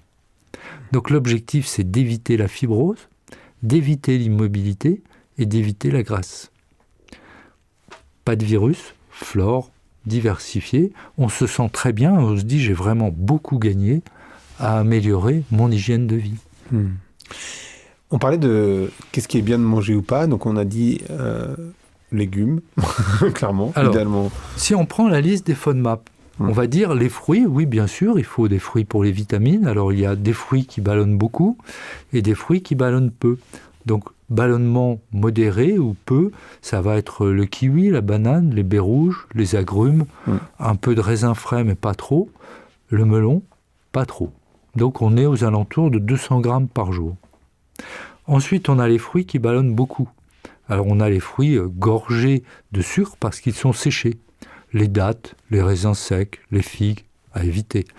La cerise, c'est une catastrophe. La pastèque. Vous avez les pommes, les poires, modérément sous forme de compote.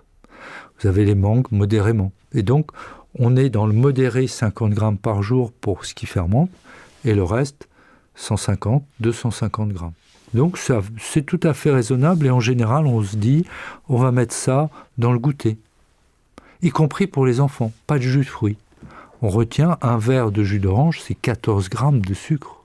C'est colossal, c'est comme une canette de coca. Donc on évite les jus de fruits, on a des fruits entiers. Et pour ce qui est un peu indigeste chez les gens qui ballonnent, c'est une compote. Donc ça, le fruit, on garde.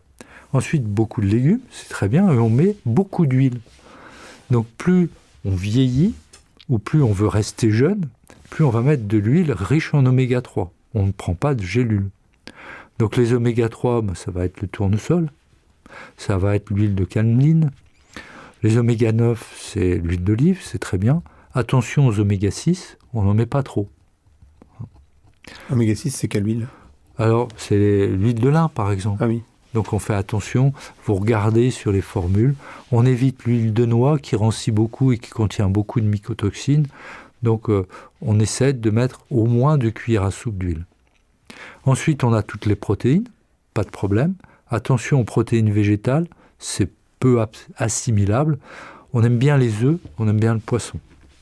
Comme ça, on préserve les mammifères. Il n'y a pas de charcuterie, bien sûr, c'est pas une bonne idée. Et puis, pour ceux qui ont des tendresses pour les volailles, on évite, mais sinon, on profite de la volaille. C'est très bon, c'est peu gras, et ça contient beaucoup de vitamines. Et le soja, donc? Le soja, ça a plusieurs inconvénients. Premièrement, c'est une légumineuse. Il faut que ce soit bien blanchi. Donc, il faut du tofu plutôt que du soja. Ensuite, c'est phytoestrogène.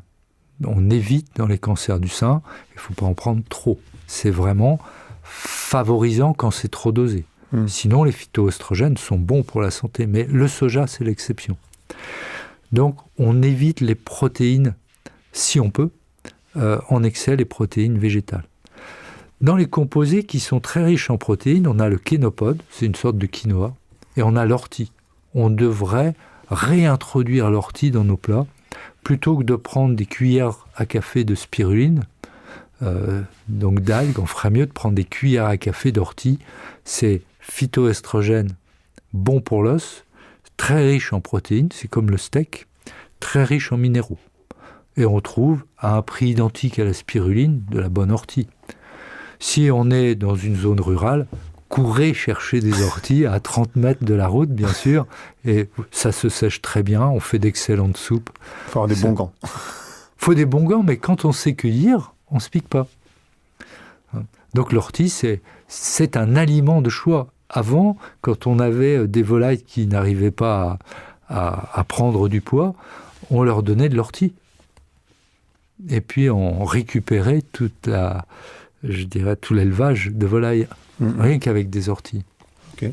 Donc ça, c'est le côté protéines. Si on descend encore un peu, on a le fromage sans lactose si possible, donc un petit peu affiné, ou du fromage de chèvre, ou de brebis. On ne prend pas de yaourt, pas de fromage blanc, pas de chocolat au lait. On évite la crème avec le lactose, on évite la crème glacée. C'est le lactose, tout ça. C'est bon pour tout le monde, même pour l'enfant. Pas trop de lactose. D'accord. Voilà, c'est bon, sinon ça va ballonner. Le lactose, donc c'est bon? Le lactose, c'est pas bon. Ça favorise une flore qui est trop abondante, qui crée de l'hydrogène. Et ça va faire beaucoup de gaz, et ça va amener finalement de l'inflammation, des douleurs, et ça va amener une flore agressive. Elle va toujours déraper rapidement vers la flore Prevotella, qui donne des caries et des atteintes virales et gingivales. C'est vrai, parce que dans notre culture, le yaourt, c'est censé être bon pour la santé. Oui, mais il faut du yaourt sans lactose. Parce que si vous prenez du yaourt, du lait, du chocolat au lait, vous serez très vite au-dessus de la dose. Donc en général, c'est du chocolat noir, 2 carrés, par jour. Pas de yaourt, il faut mieux du fromage. C'est plus concentré en calcium. On sait que le calcium va chélater l'oxalate des légumes. Comme on en mange beaucoup, il faut peu d'oxalate, sinon ça donne des calculs dans le rein. Et puis, il a été montré par l'effet matrice que le calcium du fromage était bénéfique pour l'os, alors que le yaourt ne l'est pas. Mais c'est pas trop gras, C'est un petit peu gras, mais enfin, si vous avez un apport d'oméga 3, vous pouvez manger 2 fois 30 grammes. Ensuite, on vérifie, bien sûr. Dans la technique anti-âge, on utilise le LDL, mais surtout le rapport entre triglycérides et HDL, c'est-à-dire le triglycéride et le bon cholestérol. Si vous êtes inférieur à 2, c'est bien. Donc, vaut mieux manger 2 portions, 2 fois 30 grammes de fromage, avoir une bonne muqueuse, des os solides, que de jouer avec un cholestérol très bas et finalement une malabsorption. Donc ça, c'est le fromage. Ensuite, dans les boissons, on boit modérément. C'est pas la peine de boire 2 litres d'eau. L'eau peut être contaminée. Il peut y avoir des perturbateurs endocriniens avec le plastique. faut la filtrer, bien entendu. Et puis, si vous buvez trop d'eau avec un estomac qui ne se vide pas, vous ferez du gras. Donc, ça ne vous aidera pas Comment à on peut maigrir. générer du gras? Vous avez un estomac qui ne se vide pas. Vous mettez 1 litre d'eau dedans. Ça va mettre un temps fou à se vider, que ce soit de l'eau ou des aliments. Donc, l'estomac va synthétiser de l'acide. Il va empêcher les enzymes pancréatiques d'être efficaces. Ce sera de l'acide acétique et ça va graisser absolument tout le foie et le pancréas. Si en plus vous mettez des probiotiques, vous avez gagné 5 kilos de plus. Dès que vous mettrez des bactéries qui fermentent et du sucre, et une bonne choucroute, un chou lacto-fermenté, une betterave lacto-fermentée dans un estomac qui ne se vide pas, que vous rajouterez ou pas de l'eau, vous aurez une grande synthèse d'acide acétique. L'acide acétique n'est pas tamponnable par le bicarbonate du pancréas. Vous allez détruire toute votre flore sous-jacente et faire plein de graisse. C'est physiologique. Donc on ne boit pas trop. On boit pour avoir une durée suffisante, qui est une durée d'1,5 litre. Ça correspond environ à, on va dire, 4 ou 5 mictions par jour. Si vous dépassez ça, si vous allez faire pipi tout le temps, ça veut dire que vous avez bu trop d'eau. Théoriquement, vous mangez au moins 5 à 600 grammes de légumes, 200 grammes de fruits, ça fait déjà pratiquement 700-800 millilitres d'eau. Il ne reste plus grand-chose pour aller uriner, je dirais 1,5 litre en tout. Dans la viande, il y a de l'eau. Si vous buvez un peu de café, si vous utilisez la parole, vous êtes obligé de boire également. Vous testez votre déglutition.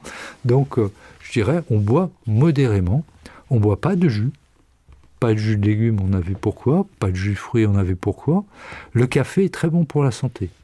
Il est démontré que ça vide l'estomac et qu'il y a tellement de polyphénol qu'on a finalement le même effet que 5 fruits et légumes par 2 tasses de café. Donc, dans l'étude Nutrinet Santé, il est montré que le café avait écrasé tout le bénéfice du légume bio. Donc, ils se sont demandé pourquoi ils ne pouvaient pas reproduire la même efficacité, tout simplement parce qu'ils n'avaient pas tenu compte du facteur confondant qui était buveur ou pas buveur de café. Donc, le buveur de café fait aussi bien que le mangeur de légumes. Il ne faut pas en prendre trop non plus, j'imagine. 2 cafés par jour. Et le thé? Non. Le thé n'est pas efficace. C'est triste pour les buveurs de thé. Parce que moi, je suis un buveur de thé. Décidément, j'ai tout faux. Ce n'est pas faux. Vous avez des polyphénols, mais c'est moins fort que le café. D'accord. Voilà. Donc, on boit très peu d'alcool. L'alcool détruit le nerf vague. Vous avez des gens très fragiles. C'est pas juste. Mais la vie n'a jamais été juste. Donc, vous avez des gens avec 2 verres de vin par semaine qui vont avoir un estomac qui ne se vide pas. Et quand ils font la fête à 3 verres, c'est une catastrophe. L'estomac ne se vide pas. On voit une boule de liquide à l'échographie. On n'arrive pas à faire vider l'estomac, même avec des manœuvres d'ostéopathie. Et puis, on a très souvent une atteinte biliaire qui s'ensuit. Donc là, on est très triste, mais on fixe à 2 verres de vin, sans bulles et sans sucre, quand on fait la fête. Ça fait des petites fêtes. Mais ça fait un bon nerf vague et une grande espérance de vie. Donc soit on fait des grosses fêtes avec une petite espérance, soit on fait une grande espérance avec des petites fêtes. Mais on peut être très heureux avec des petites fêtes. Vous savez, c'est une question d'entraînement. C'est sûr. Des gens heureux avec des petites fêtes. Moi, ça va, je ne bois pas beaucoup, cela dit, non. C'est bien. J'ai au moins ça. C'est bien. Bravo. J'ai au moins ça. Je voulais vous parler des selles, qui est un gros sujet aussi. Il y a plein d'incompréhensions sur ce sujet. On dit, entre autres, que dans les selles, il y a du microbiote qui s'en va. Donc, et il y a plusieurs choses qui se passent. Moi, ce que j'observe autour de moi, on va dire, des nettoyages de côlon. Donc, j'aimerais bien comprendre si ça, c'est bien ou pas. Il y a toute cette question autour, j'ai vu en tout cas des médecins spécialisés sur l'insertion de microbiote par le rectum, en gros. Insertion, je ne sais pas exactement comment ça fonctionne. Oui, on va dire un ensemencement colique. Voilà, c'est ça. par de la flore... Vous avez les meilleurs mots que moi. Par de la flore collectée et puis, on va dire, accréditée. Bonne flore, donc... Parce que quand on dit comment ça va, c'est à la selle. Donc oui, en vrai, théoriquement, c'est vrai que... Comment allez-vous? C'est êtes-vous constipé ou avez-vous la diarrhée? C'est ça. Donc c'est vraiment important la manière dont on va aux toilettes, la couleur des selles, combien de fois on y va, j'imagine la consistance. Alors, il y a plein de questions dans tout ça. Oui, il y a plein de questions, mais du coup, je descends d'un coup sur les selles. Voilà. Vous avez vu ma perception, et puis je vais le réaborder. L'essentiel du métabolisme noble, qui est la diversité, la motricité, qui est le nerf vague. Le nerf vague, c'est un nerf crânien qui va jusqu'au sigmoïde, c'est-à-dire le sigmoïde, c'est la fin du côlon, c'est 20 cm au-dessus du rectum. Donc le nerf vague, ce qui a un lien avec votre sensibilité, vos valeurs, votre fatigue, votre mémoire, ça s'arrête au sigmoïde. Donc la partie noble, c'est ça. C'est ce qu'il faut travailler, en gros. C'est ce qui va déterminer votre inflammation, votre immunité, votre nutrition, votre anti-âge. Pof, nerf vague. On vous a coupé ici. Le dessous, c'est les selles. Voilà. Donc déjà, vous vous dites, c'est mal parti pour ceux qui... Mais c'est de la physiologie. Rappelons la physiologie. On a une unité immunitaire. Si notre immunité venait du rectum, ça se saurait. Moi, j'ai fait de l'immunologie. On m'a pas enseigné ça. Même chez l'oiseau, c'est pas ça. Le poisson non plus. D'accord. Bien. Donc, l'immunité, c'est le thymus. En partie, c'est là, c'est la moelle, c'est la rate, c'est en partie le foie, bref, c'est la partie haute. Donc le rectum, on ne voit pas trop ce qu'il vient faire là, hormis servir de réservoir.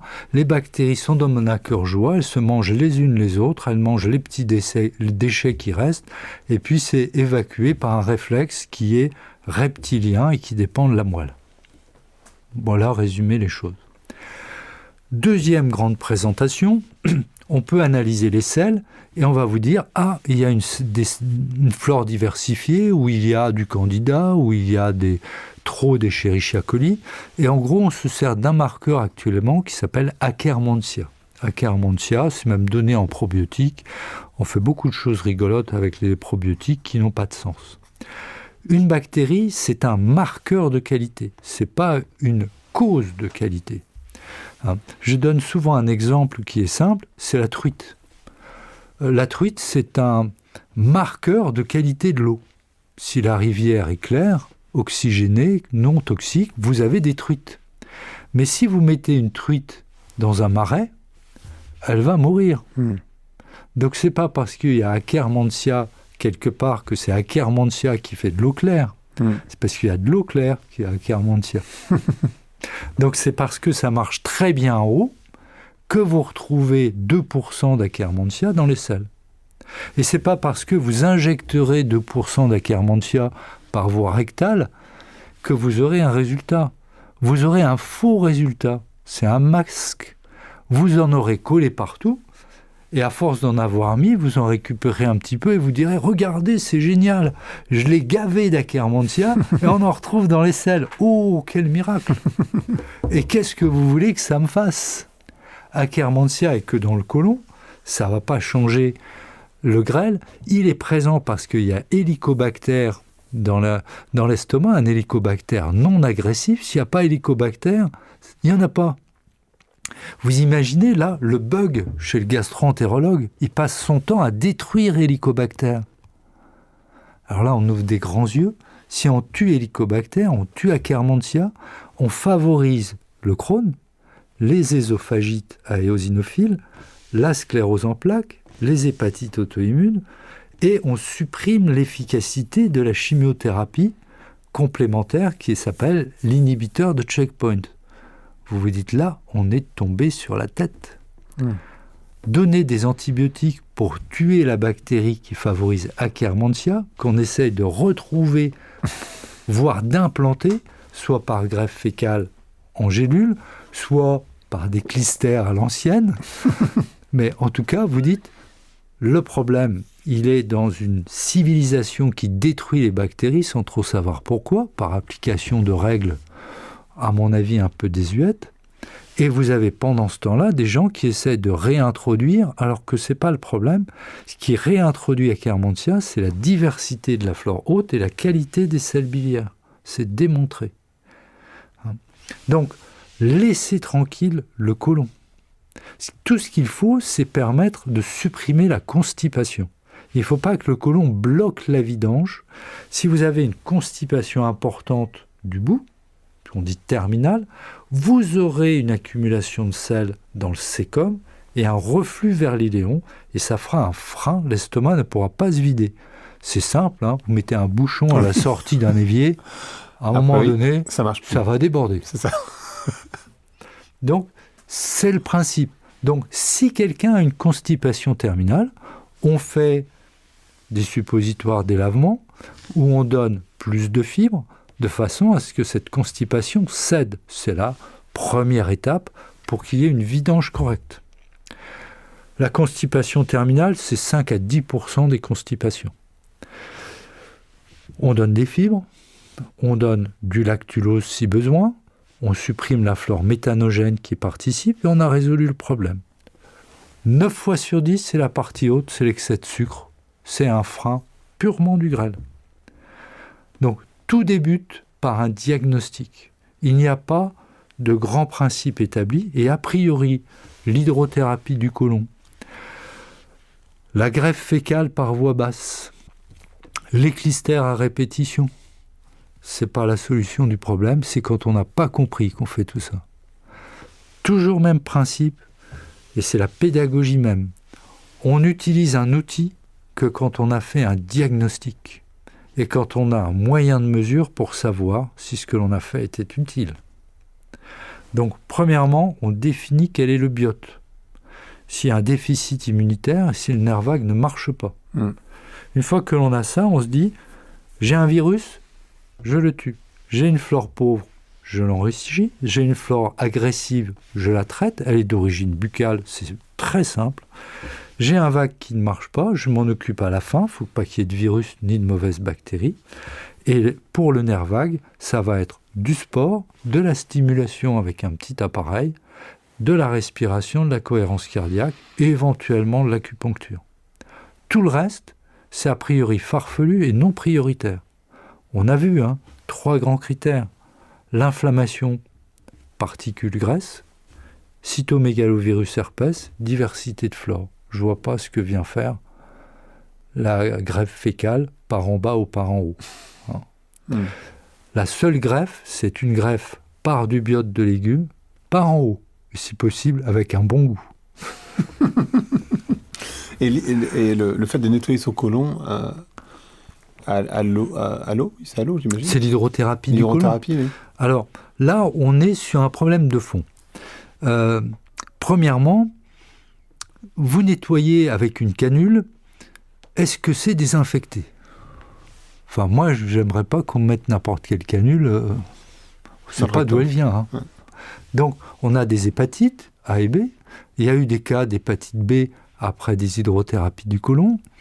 Vous avez le HIV aussi, il ne faut pas l'oublier, le papillomavirus, qui ne se mesure pas. Et puis, vous avez des choses beaucoup plus vilaines, comme les prions. On a la maladie de la vache folle.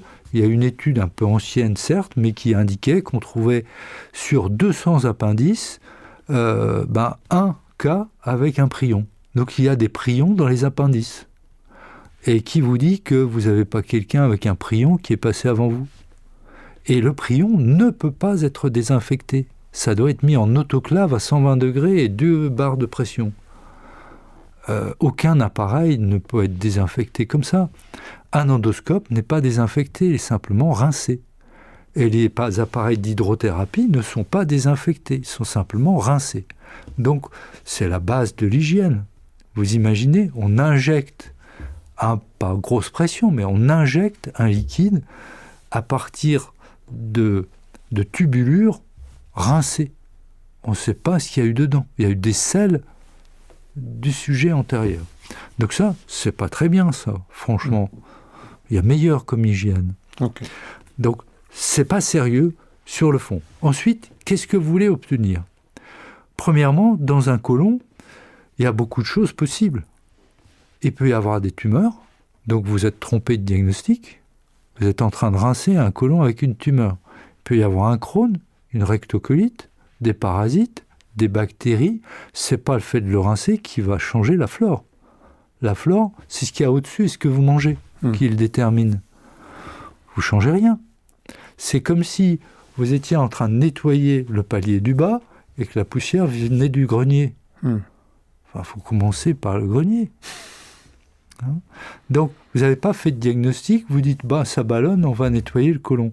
C'est pas le gaz dans le côlon qui fait mal, c'est dans le grêle que ça fait mal. Le grêle, c'est 2 cm. Dès que vous êtes à 3, vous vous tordez de douleur. Un côlon, vous passez de 5 à 12, il ne s'est rien passé. Hein. C'est fait pour ça. Ça ballonne, un côlon. Mais quand on a des gaz... Quand vous avez des gaz, ils vont venir certes du côlon. Première possibilité, vous avez un transit lent, vous avez une flore méthanogène. Vous avez un transit rapide, c'est du gaz parce qu'il y a du sucre. Et vous aurez des petites bulles dans les selles. Donc là, c'est intéressant et on pose toujours la question, vous m'avez posé la question, même si ce n'est pas fondamental, on va dire comment sont les selles. Elles sont molles, elles sont dures, il y a du sang, il y a du gaz, ça flotte pas, c'est des petites billes. Donc ça ne va pas nous dire le contenu, mais on va se dire c'est rapide, c'est pas rapide. Plus c'est mousseux, plus il y a des sels biliaires, plus c'est explosif, plus c'est une intolérance au sucre. On a une petite piste. Ensuite, on se sert des gaz. C'est quoi des sels explosifs ? Ça va dire beaucoup de gaz, pas trop mousseux, et peu de sel.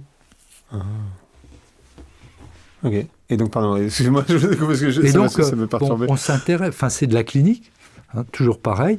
On pose des questions. En général, on va faire une simulation de micro-consultation. Le poids, la taille, avez-vous pris du poids ? Est-ce que vous faites des infections ? Avez-vous fait un Covid, une grosse grippe ? Vous faites des boutons de fièvre, vous avez fait un zona, la bouche est-elle abîmée ? Ensuite, on va poser des questions sur les antécédents. Êtes-vous allergique ?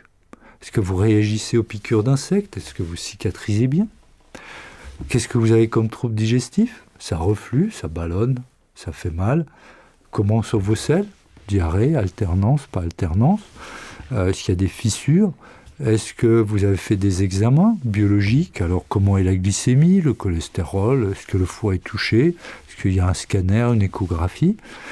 Et puis là, on a déjà une petite idée. Et puis, on va demander un test respiratoire. La personne va souffler dans un ballon. On va dire, vous avez telle flore, dysbiose, pas dysbiose, hydrogène à jeun, hydrogène sulfureux correct, muqueuse correcte, perméabilité, pas perméabilité. Ensuite, une échographie. Est-ce qu'il y a du liquide dans l'estomac ? À jeun, c'est pas normal. Est-ce qu'il y a des calculs dans la vésicule, de la graisse dans le foie, dans le pancréas ? Est-ce que ça se vide ? Où se trouvent les gaz ? Dans le grêle, il y a une muqueuse, il n'y a pas de muqueuse. Il y a du liquide dans le côlon, il ne doit pas y en avoir à jeun. Est-ce que ça bouge ? Et une fois qu'on a fait ça, on se dit, le nerf vague marche ou pas ? Il y a une muqueuse correcte ? Il y a trop de gaz ? Ça se vide pas ? Il y a de la graisse dans le foie ou dans le pancréas. Bref, on sait à peu près. L'immunité est bonne. La flore est bonne ou pas, ça bouge ou ça bouge pas, la muqueuse est respectée. Là, vous vous dites, c'est clair, on va faire ça, ça et ça. Ça a marché, ça n'a pas marché, le patient a suivi, n'a pas suivi. Revenez dans 6 mois, on fera le point. Jouez le jeu, comme ça on saura si ça marche.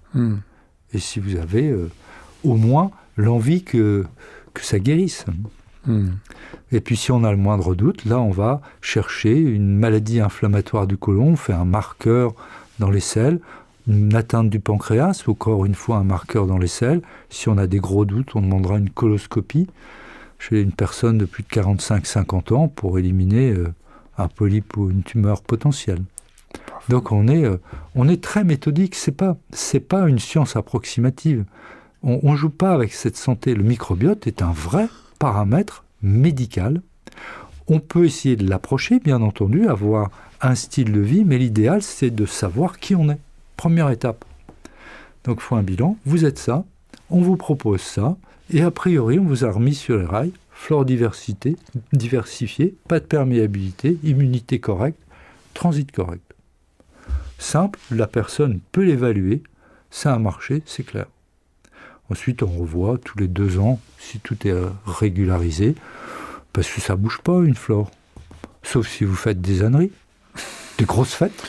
Non, mais on a le droit quand même de faire des grosses fêtes de temps en temps, non? Ou pas? Ou on n'a jamais le Demandez droit à au Djokovic. On n'a jamais le droit de manger un pain au chocolat. Si, non mais attendez, un pain au chocolat, c'est pas la fête quand même. Ça avait le droit.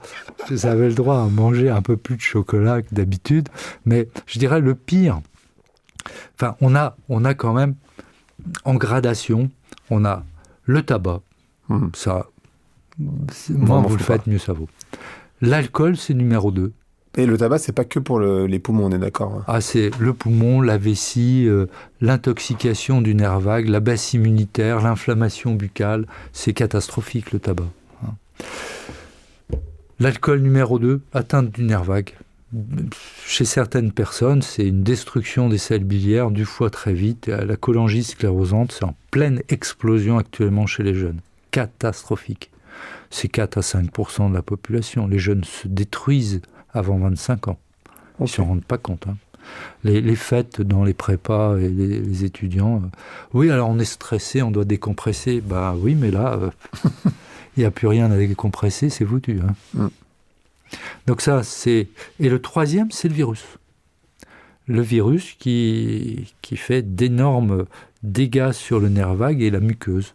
Et ça va aboutir, les trois vont aboutir à une dysbiose précoce. Parfait. Ça fait déjà 1h30 qu'on va. Je vais vous demander, à quoi... Donc le podcast s'appelle Blanc. À quoi vous voulez ouvrir ou claquer la porte?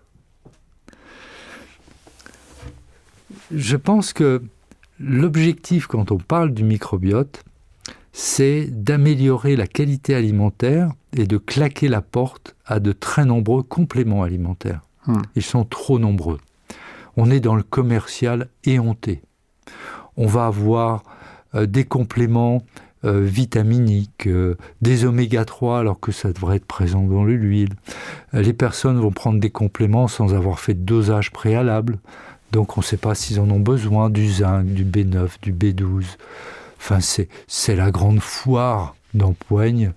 Les méthodes folkloriques, on va vous mettre du microbiote, on ne sait même pas qui le fait, ce qu'il y a dedans. Du moment que c'est certifié et qu'il y a un label, que ça a été lu dans tel magazine, on va le faire. Prudence absolue. Prudence absolue, vous pouvez non pas vous intoxiquer avec de la B12, mais croire que vous êtes protégé alors que ça ne sert à rien. Et que c'était de la vitamine D qu'il fallait prendre un petit peu plus. Ça va augmenter votre perméabilité, comme du curcuma sorbitol. C'est toxique tellement c'est absorbé et ça crée une perméabilité digestive. Ah, c'est pas bien le curcuma? Pas associé à des perméabilisants. Vous avez beaucoup de produits dont l'objectif est d'augmenter la teneur sanguine et on va rajouter un perméabilisant, on va mettre sous forme liposomale, vitamine C liposomale, et puis finalement, ça va être plutôt néfaste qu'utile. Donc, danger de l'utilisation excessive des probiotiques, compléments alimentaires, recentrés vers l'effet matrice et vers des aliments. Ça, c'est la porte qui se ferme. S'il vous plaît, on commence par un diagnostic, et là, c'est la porte qui s'ouvre. Si vous voulez faire un travail de professionnel, allez voir un professionnel. Ça ne s'invente pas. On doit évaluer la flore, réfléchir. Cette personne doit vous expliquer les grands paramètres, qui vous êtes, doit avoir un paramètre de suivi, plus d'herpès, guérison des gencives, diversité de la flore, et vous devez aller mieux. Donc on ouvre la porte à la professionnalisation médicale ou thérapeutique, et non pas commercial pharmaceutique. Il y a deux mondes dans ce que j'appelle la médecine. Il y a la médecine diagnostique et la pharmacie thérapeutique. Mais c'est le médecin qui déclenche la pharmacie thérapeutique. Donc théoriquement, la médecine englobe les deux. Et désormais, il y a tellement une surabondance pharmaceutique qu'on oublie le médical. Je comprends qu'on ait beaucoup d'informations en tant que particulier. C'est fait pour débrouiller le problème. Ai-je besoin d'un spécialiste? Oui, non. Si j'ai besoin d'un spécialiste et que je ne suis pas parvenu en 3 semaines, 4 semaines à résoudre, je ne vais pas à aller poursuivre par du bricolage, je demande l'avis. Parce qu'il y a peut-être une maladie inflammatoire, une tumeur, quelque chose de complexe, et j'ai besoin de savoir où aller. Donc j'ouvre la porte aux mesures et je ferme la porte au complément en excès. Mais qui sont les médecins qui font ça? Parce que moi, j'ai été voir un gastro-entérologue il n'y a pas si longtemps et il ne fait pas du tout ce travail que vous décrivez, en fait. C'est une très bonne question. Qui est désormais l'expert du microbiote? Bah oui. Est-ce un immunologiste? Un médecin interniste qui va vous poser plein de questions, faire des examens biologiques? Un médecin spécialisé anti-âge qui va regarder le profil oméga 3, l'oxydation, les carences en vitamines, étudier votre biote, voir les anticorps anti-aliments. Vous allez avoir une foison d'examens complémentaires. Là, je ferme aussi un peu la porte. Faut pas ruiner les personnes inutilement. Faut cibler, faut une petite intelligence clinique. Faut regarder la bouche, ça coûte pas cher et ça rapporte énormément d'informations. Donc, premièrement, on peut avoir, pour moi, un médecin anti-âge formé, un gastro-entérologue formé sur le microbiote, c'est une minorité. Le gastro-entérologue actuel est un spécialiste de l'endoscopie, essentiellement. Accessoirement spécialisé dans le foie, mais très peu. En tout cas, c'est un spécialiste de l'endoscope gastrique ou colique. Son objectif est de dépister les tumeurs et d'enlever les polypes. C'est fondamental. Et il est débordé. Donc, de toute façon, il ne vous accordera même pas 10 minutes pour parler du microbiote. Ça ne l'intéresse pas et il n'est pas formé pour ça. Donc, a priori, ne lui demandez pas, sauf si, comme moi, il est un petit peu attiré par le sujet. Et vous aurez des médecins généralistes qui seront intéressés par le microbiote et formés pour ça. Donc, cherchez un petit peu sur Internet, vous trouverez des personnes qualifiées, capables d'étudier votre microbiote. Parfait. Merci beaucoup, Bruno. Merci. Merci à vous. Merci d'avoir écouté Vlan. Si vous avez aimé l'émission, n'hésitez pas à mettre des étoiles sur vos plateformes de podcast préférées.